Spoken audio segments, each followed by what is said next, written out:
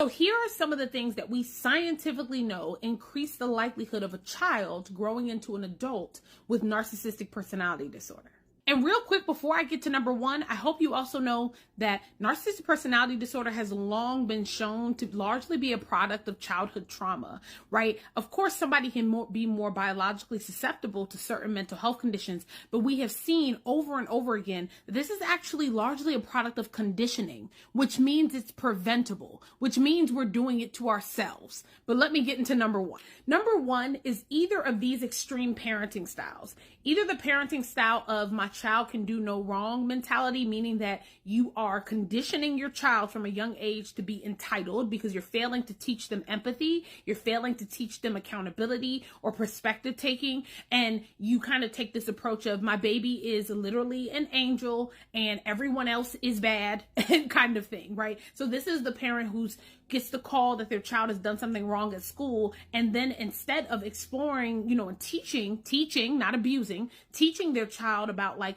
better ways to express their emotions or whatever it may be, they instead lash out on the teacher or the school because like, how dare you say my child did something wrong? That increases the likelihood of a child who then grows up to be an entitled adult who lacks empathy for others or has any consciousness around how their behaviors affect other people. There also is another parenting style that can increase the risk of narcissistic personality disorder, which would be completely neglectful parent, meaning that you're maybe making sure that your child is fed and clothed, but you're neglecting them emotionally. You maybe shame them for their emotions. You do not make it safe for them to express their feelings. So from a young age, they're unable to get those emotional needs met, and they start to turn themselves off to other people because they are kind of led to fend for themselves. And so they're emotionally detached and unavailable in some ways because you do not nurture them as the human beings they are and the emotions that they have.